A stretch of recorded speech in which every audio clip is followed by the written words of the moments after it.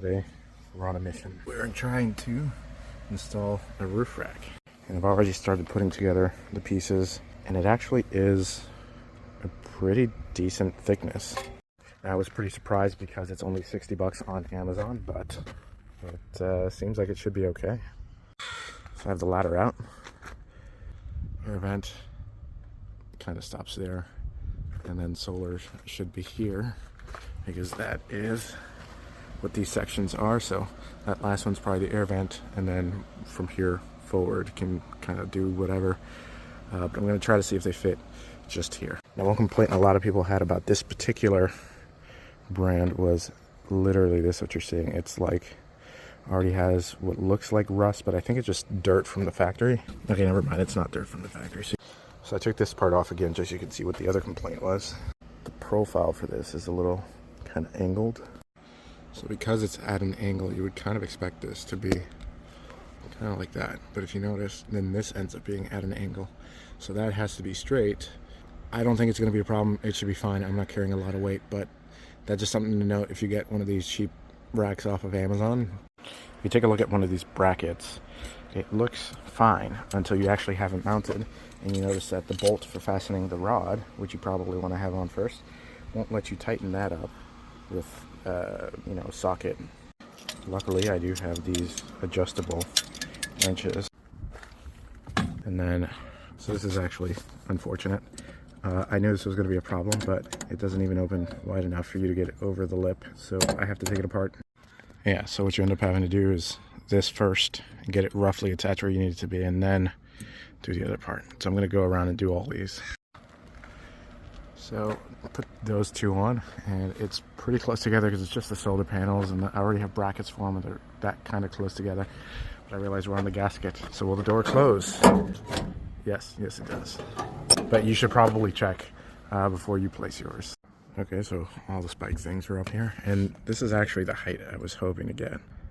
Actually, I guess that's not too bad. So I almost got these guys situated. Air vent will go there, solar here. So I almost got these things on, and obviously now I have to figure out if they're straight in line with each other, but you'll notice there's a bit of a wedge there, and if I pull it in the direction of the smaller side, you should notice it starts straightening out a little bit. That means I'm more likely to be in line with that. This is the EcoFlow Rigid 100. I have these bougie RV mounts. That's actually the name brand.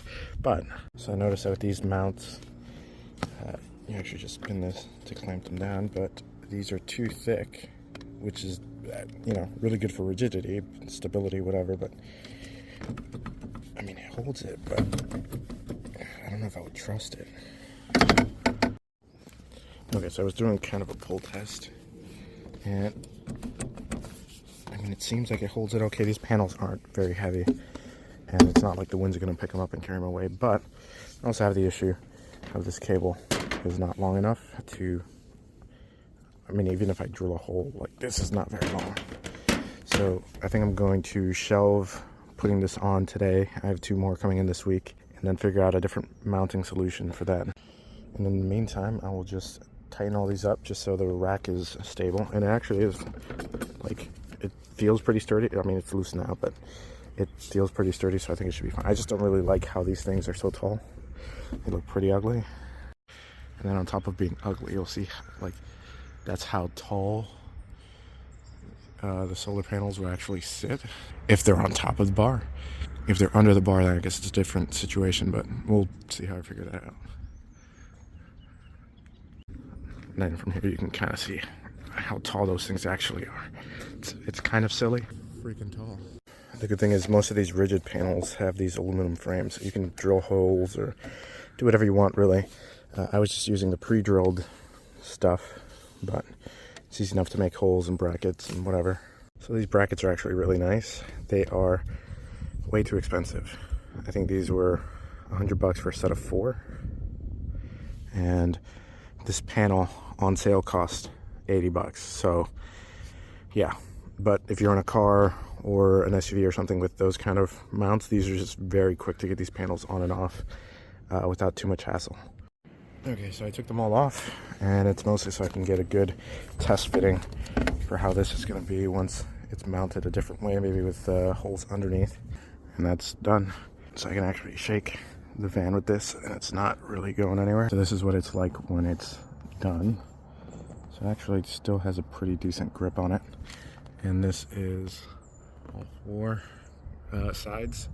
So the solar panel's coming off. And with that, this adventure comes to an end today. What I'll probably do is, once the other solar panels come in, try to figure out what the actual mounting solution is going to be.